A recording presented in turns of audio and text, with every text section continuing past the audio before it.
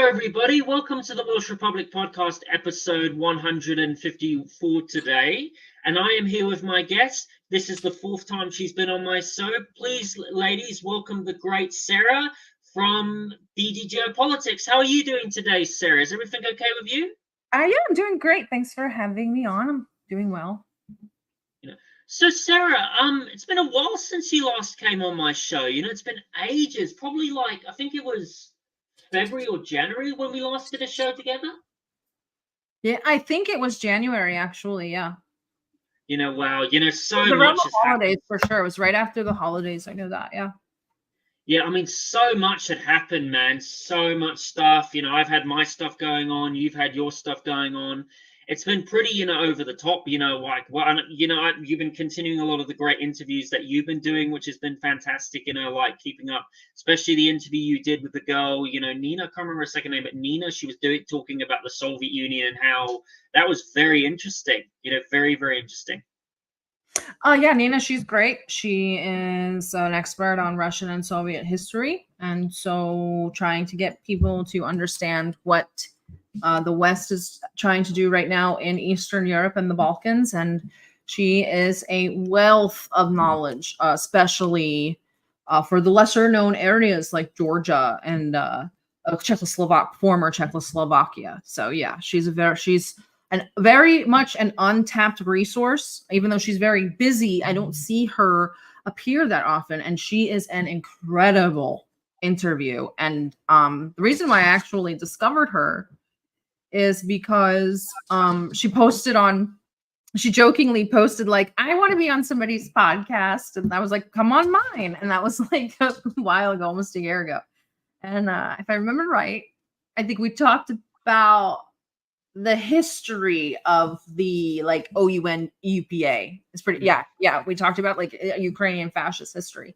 So when the Georgia, this Georgia protests, whatever movement sort of crapped up, I asked her if she wanted to do an episode because I kept getting questions from people about it. I think I ran into maybe a half dozen people online that could actually explain to me what they were protesting, and everybody else had questions. So it was important. That was an important episode to do. I hope more people watch it because that is a lot. The great thing about our shows is my shows are so information driven. They're not always news driven.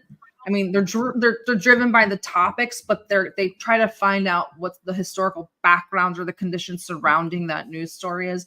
So they wind up kind of being a almost timeless resource. So I mean, the Georgia episode is fantastic. I learned a ton of stuff.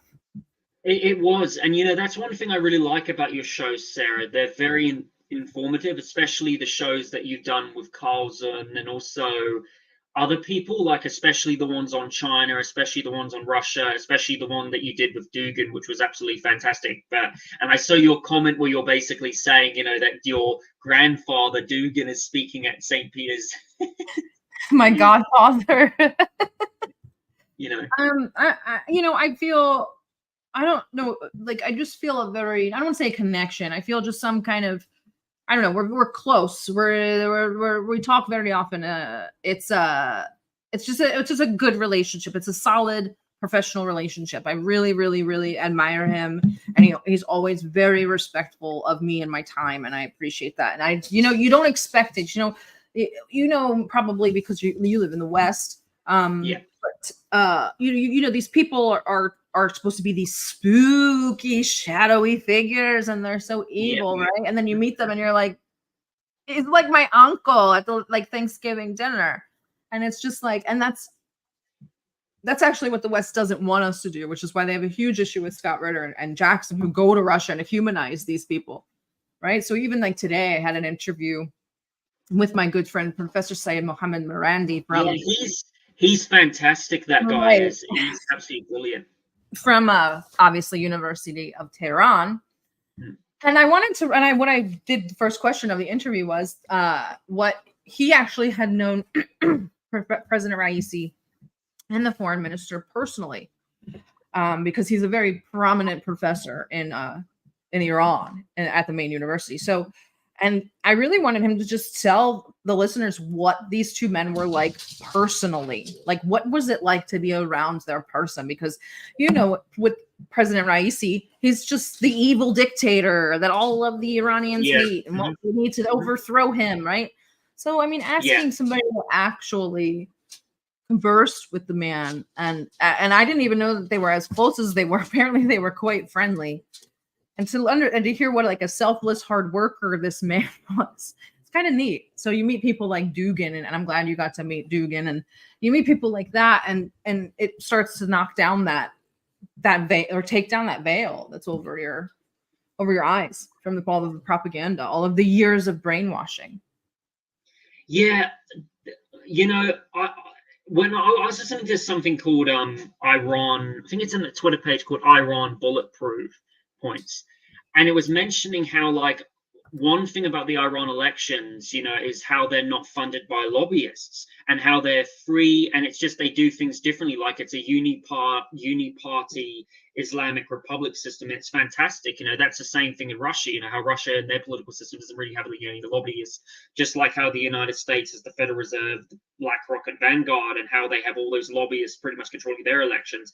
That's what makes a lot of these Eastern countries, like a lot of countries like Russia, Iran's elections, so much better, because they don't have lobbyists, they don't have bankers control them. It's just so much better. I mean, maybe they might have some foreigners trying, you know, foreign interests trying to rig those elections, but it's great, so it's fantastic, you know. It is, yeah, for sure. So Sarah, with the interview that you did with Nina, what would you say was the most fascinating thing you talked to her about learning about Soviet Union history, and what did you learn about, like, the Soviet Union that you never knew about? We didn't talk about the Soviet Union this time. We talked about Georgia after the collapse of the Soviet Union. You know, kind of, I know Georgia from a completely academic source material, like a research standpoint. So learning from her, Georgia's one of those places that straddles East and West. They're at a geopolitical pivot point. They are a very unique race, ethnicity of people. They are the Georgians. There's no one else like them. They're not Slavs. They're not Romans. They're not Arabs. They are Georgians, and they're a very unique and sometimes difficult to understand people. I think when we get into the Caucasus, right, you have all of these very distinct ethnic groups. So you have the Armenians. No one else is like the Armenians. They are the Armenians. Then you have the Georgians, and they're just the Georgians. And, you know, and these people are very distinct inside of these groups, and then they have a very distinct way of living. And so it's important to understand them more so culturally, so we can understand them politically, because politics dictate culture, culture dictates politics, obviously. So I liked her adding the humanistic element to it. And, you know, we got to really point out my shows aren't always for my education. Most of the time they aren't. Most of the time they're for the listeners' education. I mean, I know a lot about Georgia already, maybe not the total intricacies and the very detailed minutia, but having her come up and be able to point out, like, sort of like the idiocy that is what the West does in the Eastern Soviet, or in the former Soviet bloc, is really valuable, because we have to continue. That's our job. Like, as analysts and journalists, our job is to point out this hypocrisy and this inconsistencies. And it's important to say, why are there protests going on in Georgia for a bill that is actually written after a bill that already exists in the United States, and it's in fact less strict than that bill? Why are these people protesting it, and why does the EU have a problem with the bill? That's what should, like, make your bat signals go up. And that's kind of what I'm trying to get people to do through our work, is kind of, when the news comes out, you don't ask the what, like what happened. You want to ask, why are they telling me this? How did this happen? And why now? You know what I mean? So, and then those are the questions that you ask. So when you say, why are the Georgians protesting this right now, it's very important to understand the context that obviously the West is trying to open up another front for the war in Ukraine. Mm-hmm. But would anybody know that had they not been taught about the war in Ukraine? You know what I mean? Like it's such a work in progress, and it's layers upon layers of education and years and years and years. And so it's an effort, but it's important for us to keep doing it, because you see, we get to like I've noticed right now, we're in the 2000s, right? You hit like 2001 with 9/11. We're like the way that like we should look right now at modern history for the most part in the West is before 9/11 and after 9/11, especially for Americans. After 9/11, they were very much more so was propaganda analyzed and called out for what it was. Wasn't perfect for obvious reasons, because we didn't have obviously so much at our fingertips as we do now, but it was getting better. People were asking questions about the Iraq invasion. People were protesting Iraq. It was much different. More information was getting out. And it got more so and more so and more so. And now we have where you don't even watch the mainstream media to find out what's going on in international news. You literally go to Twitter or you go to Telegram. So the propaganda is not really working the same. But we go to before 9/11 and all of that propaganda that's behind there, we still have to fix all of that too. So we have a lot of work to do and a lot of wrongs to be righted. But as long as we keep kind of working in this vein and doing it through education instead of like violence and diplomacy, then I think we'll be better off and we'll have a better foundation. Yeah, I definitely agree with that, Sarah. You know, it's like after 9/11, that was the original awakening. And then COVID came, and then COVID was really the one, that woke a lot of people up, because now you're having more people, question, for example, question the Israel lobby, question how the banking system works. And I really think that's one thing, that's really woken a lot of people up. Sarah, when it comes to, Russia and Georgia, one thing about that happened back in 2008 when the Russia and Georgia debacle was happening. What can you tell me about that? Like, how did the Russia-Georgia conflict start, like, between them, and who, like, especially, when the Western media at that time was accusing, of Georgia, accusing Russia of starting the war, and it was actually Georgia who started the war. Tell me about it. What are the facts that people should know about that? Well, I think that you'd probably be better off watching my episode and listening to Nina talk about it. But for the most part, the two breakaway republics of South Ossetia and Abkhazia, which are two breakaway republics in Georgia, that would like to be part of Russia. They've that's been a point of contention. It's always been that way. There was a weird claim that South Ossetian forces were shelling Russian or Georgian villages, and then the Georgian peacekeepers were responding. But then afterwards, there was an investigation that later proved that Georgia actually started the war. Now, Georgia was absolutely mocked. In 16 days it lasted, and it ended with the president eating his tie. I think that it's not what's eating his tie? Of course, yeah. So Saakashvili, he ate his tie on television, and he was chewing on it. Yeah, he was so nervous and freaked out during the war. Georgia won in 16 days, obviously. And of course, as it always goes, Russia was blamed for many, many years until it came out, or for a while until it came out that they were not responsible at all. And it was actually Georgia firing on its breakaway republics, much like Ukraine fired on the Donbass. It's so weird. And, in this instance, same as Ukraine, they are, NATO kind of indicated that they might be willing to help them a little bit before the whole debacle started. And then they're inside of the debacle, and Georgia's kind of looking at NATO like, hey, guys, you gonna... And then they're like, nah, like we armed you leading up to this. You're on your own. And Georgia was left to the wolves, per se. And then at the end of the day, Georgia had no EU bid and no NATO bid. And they're still not in the EU or NATO. So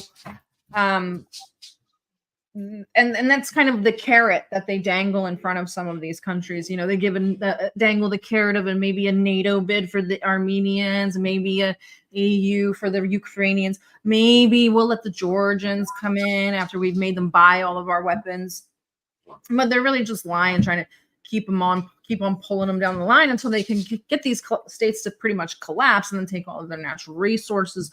You see them in that whole rim of the Eastern Bloc. They're all of these strange Western puppet presidents, and then you'll have a parliament that's elected by the people. It's very strange. So you get to Moldova and you have Maya Sandu, who was a Western plant. She's a very Westernized woman. She acts very Westernized, and she's in the Westerners' pockets. But then you have a parliament that is voted in by the people that is not, I wouldn't say complete opposite, but they're way more balanced. And then they're calling them pro-Russian. And then you get to Georgia. Their president is born in France. Their parliament is not, I wouldn't say that they're pro-Russian. They are pro-Georgian. And they don't necessarily want to join the EU right now. So, you get these weird splits, and it's almost by design, right? The West puts their weird shit-lib president in there, and then the parliament's not. And so there's nothing that can really get done. And then it kind of just rips the country apart at the seams. And that's what we're seeing in Georgia. Thankfully, the safeguards were put in place that she could not veto this law, and that the parliament, the prime minister, is consistently, almost weekly, reminding them, we don't want to be another Ukraine, letting the people know, right? Let the people know we will not be another Ukraine. I believe that the mayor of Tbilisi came out and said, we will not suffer the consequences of Ukrainization, which I thought was a really interesting word. Yeah. And said that they will not allow themselves to be turned into Ukraine. And I believe in the prime minister's, one of his recent speeches, he even talked extensively about the Maidan. The jig is up. The old tricks don't work anymore. They're literally just pointing to what happened or what's literally happening now and saying, you want to end up like that? Because that's what happens when you do stuff like this. Because we have Ukraine, who's completely in tatters. And how did that all start? With the Orange Revolution and then the Maidan. And so it's the same story, especially in Eastern Europe, because that's our color revolution belt. That's where all the good color revolutions happen, aside from the Arab Spring. And they keep on trying to use the same formula over and over again. Finally, we have a state. Armenia is doing the same. They're kind of undergoing their own revolution right now, which is church-led, which is incredible. And I'll be doing a show on that with a panel of my Armenian friends. But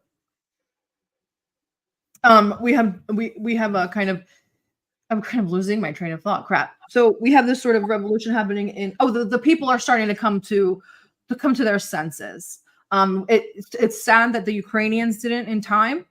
I'm not shocked that they didn't. They're much more Western worshiping than Georgia.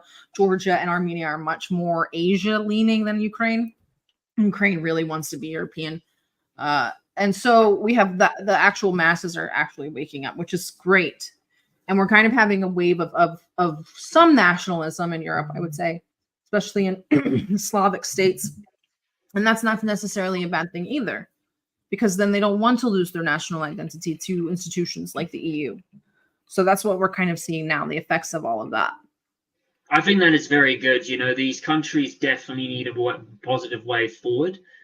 Especially Georgia, it's about time starting to see that, because what the European Union has done and what these crazy elitists have done to so many of these countries, especially when you look at Ukraine, how that's falling to pieces. It's heartbreaking, man. Well, not really, man, because they kind of did it to themselves. But, so Sarah, speaking of that, I saw that you were an interesting, Twitter space. I didn't really listen to a lot of it, but it was really good when I was listening to it. And it was called, it was with Aaron, the Rebel historian. He's very knowledgeable when it comes to Serbian politics and stuff. So he was talking about what Serbia in World War II in the 90s war. So tell us about that space. What did you guys talk about on that space? What facts do you think, that really interest you about the Serbian history, of Serbia and Kosovo and all that stuff, and NATO occupying the part of Serbia, the history towards that, and also talking about for instance, Serbophobia, for example, and give me historic examples of Serbophobia. But we didn't really get into the history, which is fine. The reason why the Serbs wanted to talk to Aaron was because if you listen to the space and it's recorded, Aaron didn't really know anything about Serbia until 2020, and then kind of fell in love with the country after kind of doing his own self-study. I mean, that happens a lot to people. I know a lot of people that have an affinity for countries they've never been to. Me in Yemen. I love Yemen and I love the Yemeni people, and I've been kind of attached to Yemen in some form or fashion since 2016. So you just kind of get this something that tugs at your heartstrings. And so that's how it kind of is for him with Serbia. And he started making these TikTok videos, just making them short little snippets with a bunch of information in them, using source materials and archives and stuff. And of course, with Serbia, everybody knows Serbia's not this quite a hot button issue, but he got a lot of attention. And if anybody knows, our listeners know, you usually get a lot of negative attention. Yeah, that's true. Because most of the people that know about Serbia or anything about Serbia are the Serbs, and then the people who hate the Serbs. Like, that's it, really, right? And the same thing goes for all of the Balkans. It's really just like that, right? Who knows anything about Bosnia? The Bosnians and the people that don't like the Bosnians. Like, really, that's it. So of course he garnered a lot of attention, some positive but mostly negative. And then the Serbs were saying, this guy's huge. He wound up traveling to Serbia. I believe he got an award from the government for his work in kind of bringing Serbia to the West. And he wound up staying there. I think he stayed there for 3 months. So the reason why I wanted to really talk to him was because he's reaching Western audiences in a very effective way. And that's where for each region, you're going to find the issues that you run into, and they're going to be unique to try to teach other people about them. For the Balkans history is way too confusing and convoluted for any Westerner to even begin to understand. I have studied Yugoslavia for 10 years, and I still don't even feel confident enough to debate on the topic sometimes. So it's a very confusing part of the world. And when you ask a Serb or a Croat or a Slovene or a Bosniak about it, they want to tell it from their perspective. And so that means they want to give you all of the history. And I'm telling them, I'm like, we don't have time. We don't have time for like Papa Beaver's story time. Every time somebody asks a question about the war that happened in the 90s, we can't start all the way back at 1400. So I know it's like when we talk about October 7th and people are like, well, let's go back to 1948. And you're like, no, right? And you lose all the Westerners, right? Because they're like, I don't want to go to school. And then, so I was trying to ask him like the most effective ways to reach Westerners. And he's doing it in the most effective ways. And so, I mean, that space, it went so well. It's a fantastic space. So any of our listeners that have time, go watch it or go listen to the space. But it went really well. There was no arguments, but then the aftermath, the backlash was pretty interesting. Like the Albanians were going. Oh God! Honestly, report this. Like they were saying racial slurs. Oh my God, it was so it was crazy. I was laughing. I thought it was so funny. But he's such a good sport. I mean, it comes with the territory. If you know that if you're gonna go against the grain, you're already gonna get pushed back. B, you pick a country that has been purposefully vilified, villainized, and dehumanized in the West. You've got your work cut out for you. So I mean, it's like with us, like, I mean, every once in a while, like someone else at GDG will say, well, it comes with the territory, and I'm like, I guess so. And it's like, if you're gonna report about this stuff, I guess you kind of have to try to thicken up your skin. But yeah, he's being a good sport about it. He's posting away. So we didn't really get into too much of the history before the 90s, which is what I would really like to do. I'm going to start having a lot more spaces about the Balkans, not hyper focused on Serbia, but with a lot more Serbian episodes that I'll also incorporate the other ones. And I think I really want to talk about Montenegro because a lot of stuff's happening there right now. But these conversations are really important. They're warming up The Bosnians right now, Serbia has arms deals with Iran and Russia, I believe, and they have Shahed drones. And talking to my friends and that live in the Balkans, they've said that listening to, because you can literally switch your TV from you can literally go from Croat to Serb to Bosnian like TV. It's just a little knob, or you in the old days you would turn your antenna, like no joke. Yeah, I know. you would get the next country or the next language. So my friend switches back from Serb to Bosnian TV, and she says in the Bosnian national TV they are beating the war drums.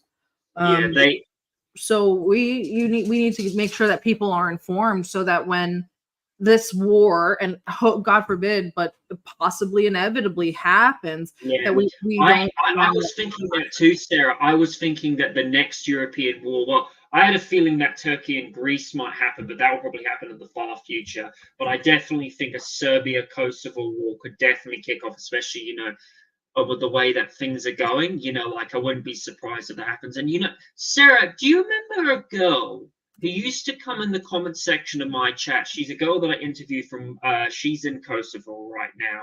And she was telling me how in Kosovo, like how they're basically, targeting a lot of the Serbian populations in Kosovo, and how they're basically stripping a lot of the Christian churches. She's not spoken to me. The last time she spoke to me, she wasn't actually doing that one, man. I hope she's all right. She, very lovely girl. Shout out to Lady of the Balkans if you're watching this. I hope you're okay. I hope she's okay, man. I'm just a bit worried about her. She's a really lovely and sweet girl. She is. It was really tragic to hear, especially when she was telling me about like what some of her people went through, especially during NATO's bombings. It's just awful, I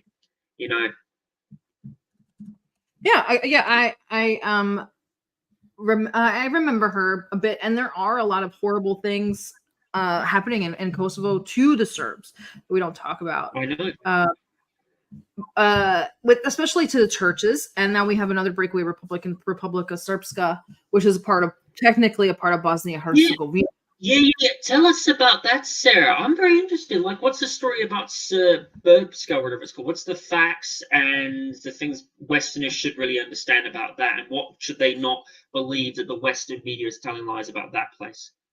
Republic of Srpska is probably something that the Western media never has talked about, and it's actually important to know about Republic of Srpska, because that's where the large enclave of Serbs live in Bosnia-Herzegovina. So when former Yugoslavia broke up, right? There was this fictitious effort to kind of try to conglomerate the ethnicities into at least some sort of states, which didn't need to happen, right? Because the way that Yugoslavia was a contiguous whatever, and people spoke what they spoke, and there were pockets of Serbs here and Croats there and Macedonians there, and et cetera, et cetera, et cetera. So when they tried to form these states, a lot of Serbs were left behind. There was a big Serb population in Croatia that a lot of them were ethnically cleansed or killed. In Republic of Srpska, which wound up becoming part of Bosnia-Herzegovina, that has a large Serbian population, but they didn't want to give more land to actual Serbia. So Republic of Srpska got stuck with Bosnia-Herzegovina. Bosnia-Herzegovina is like a manufactured fake state. It literally has 3 presidents. It has a Croatian president, a Bosnian president, and a Serb president, and they all get a vote, and that's how their country is run. It is a joke. It is not real. Do I want the Bosnians to have a state? 100%. Should the Bosnians have a state? Yes. Should it include Republic of Srpska? No. Should Republic of Srpska go back to Serbia? Yes. Does that solve one of the issues that we're having? Yes. There's no issue. There's not a lot of violence between the Republic of Srpska and Bosnia, but there's a lot of violence. There's a lot of potential for violence. People need to not forget that jihadists, ISIS, Daesh, they hide in Bosnia. They go to Bosnia. They have wives and families there, and then they travel down to northern Syria to go fight against the Assad army. So people forget, these places aren't on 2 different planets. They're right in line with each other. So it's important to understand these dynamics. That's why I have videos, and I will post some as well, but there are videos of people, men, inside of Bosnia with German accents, American accents, English, French, all of these accents at mosques, like preaching extremist views. And like, we're talking about giving them their own state without talking about the stability that's needed inside the state, while nobody has made the effort to do that. Putting a triumvirate of 3 presidents in charge of some tiny little municipality does not fix any of the issues. In fact, it made them worse, because then it makes one of them have to be the tiebreaker. So somebody's always stuck being the bad guy, right? It's not a good situation, and it's important that Republic of Srpska is granted their autonomy. I think that Milorad Dodik is going to take it regardless, so it doesn't matter. He's crazy. He's going crazy right now. He's ready to sign the papers today. So that's kind of, I wouldn't say that's a powder keg more than it's just sensitive. I don't think that the other 2 ethnic groups prefer to lose the land of Republic of Srpska. But on the other hand, I really don't think that historically and symbolically, it's really the land itself is really that important to Bosniaks or Croats. It's just not, it's always been historically Serb land. So I think that the people that actually have the more of the issue are the people who drew the borders. So the West and the EU and NATO, like those are the people that care. So we'll see how that plays out. I think that for right now, what we'll probably see, the hottest out of the 3 is probably the Balkans and then Armenia. And I think Georgia will be all right. I think that their prime minister is really, really good. He's really young and he's very popular. And he understands the severity and he reads messages the right way. So if you watch my episode, Nina references a conversation that the prime minister had with a European official, I believe.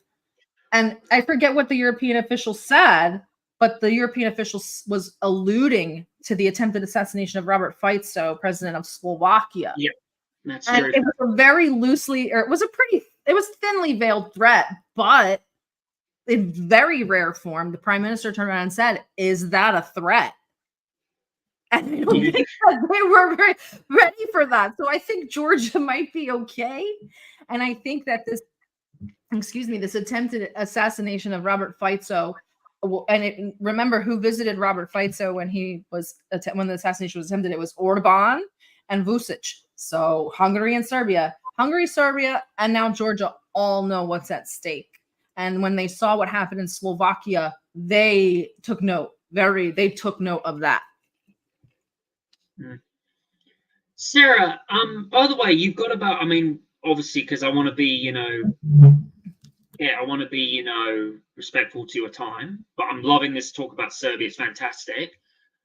One thing I noticed, Sarah, is you always do usually get attacked by Albanians, because there are a lot of Albanians who will say it's the Serbs who are the ones that are the genocidal ones. It's them who did this. It's them. We actually thank NATO, for, bombing Serbia and all that stuff. And at the same time, it's very silly of them to, hate globalism, how there's a lot of people in Albania who don't like globalism, but yet they're supporting NATO, which is a globalist entity.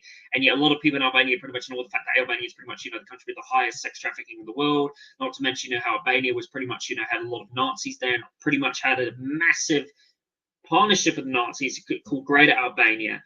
Sarah, what do you wish that Albanians would stop doing? I'm not saying all Albanians are bad. There are some good Albanians, but what would you wish? The Albanians who come to you in your Twitter space who say you're a racist, you're a genocide denier. What do you wish the Albanians would stop saying to you? And what do you think they should understand when they're talking to you about Balkan politics? What do you think? Especially the ones who say you're a genocide denier or your hatred towards, Albania, especially, the one girl called Danica, that one girl called Danica, the one, who comes after you and just does, oh, God, that's ridiculous. Especially her and especially some other people, who do that, call you racist and all that stuff. Good. But what do you want Albanian people to stop doing when you're talking to them about Balkan politics and stuff? Go ahead. Well, I think that what I would really prefer is if Westerners would try to understand the culture a little bit better. We are literally the Balkans. The saying is, if you're not arguing, you don't love each other. So it's normal to argue, and it's I hate to say this, but it's so bad, but it's normal to be very racist. Like it's very normal. A lot of it, but the thing is that some of it's been going a little too far. I don't think that it's appropriate to talk about Jasenovets, and I don't think it's appropriate to talk about Srebrenica. I don't think it's appropriate to make fun of the dead anywhere, whether they're Bosniak, Croat, Kosovar, Albanian, Serb, whatever. So some of that goes a little too far. For now, Albanians, and this is they just go for Albanians. Like, I think Albanians just kind of hurl insults, and I don't want to make a stereotype. Most of the time with them, it's very just racist and violent. But I think that if you talk to a Serb, so if you really talk to, I actually had one of my more nationalistic Serb friends in the space yesterday, and he was like, dude, we acknowledged all of this. We said we were sorry. Like, we still haven't gotten any acknowledgement or reparations for World War II, and we know that over 600,000 possibly Serbs died. That's a lot of people. That's not a big area. At the hands of the Albanian Nazis, the Nazis, Albanians, Croats, and actually a battalion of Bosnian Muslims too joined the Nazis. So, I mean, and that's not to say that these are still bad people. We can understand how to separate the Bosnia or the Croatia of 1945 and the Croatia of 2024. But we also have to do the work to separate the two, right? Yeah. So when we were talking about he said something like we've already acknowledged it, and actually the president of Republic of Srpska acknowledged Srebrenica again and apologized for it. Apologized for the losses. He said, "I apologize for the losses of our Muslim brothers and sisters." That's also important to understand why he said Muslim brothers and sisters. Bosnians are Muslim Serbs. They're not a different ethnicity. They're just Muslim Serbs. That's it. They have a little bit of a tweak in their language, Bosniak, whatever, but they are Muslim Serbs for all intents and purposes. So that's why he said it that way. We are sorry and we mourn the deaths of our Muslim brothers and sisters. The issue is the violence that took place in Bosnia,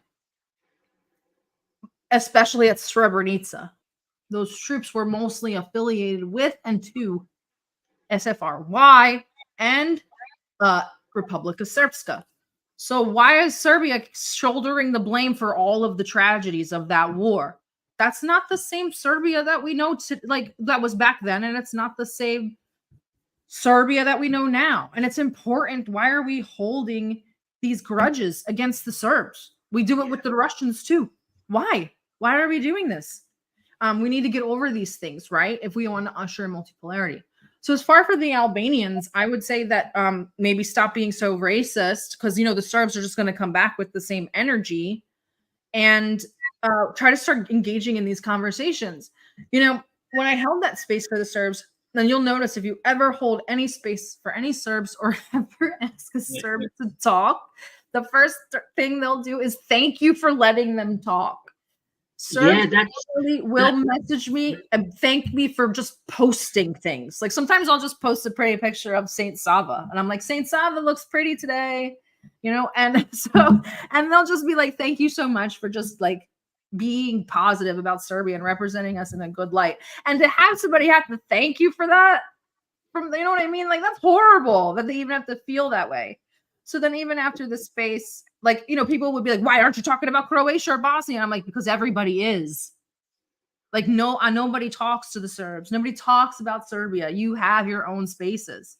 Let them have this. And so I think they should engage more in those dialogues instead of making it always like, and the Serbs are guilty of it too. But in the Balkans, it's a very, what about me? What about me? What about me? That's just the way that they are. That's true. Sarah, you absolutely nailed it there. Fantastic example. Very, very good example. You said to me you've got to, for example, put the show short because you're busy. But, Sarah, it was, before we go, what's the last thing you like to say? And where can people find you? And where can people find you? Please go to DDGEOPolitics.com. I thought that it was really interesting today. I actually just made a post about it.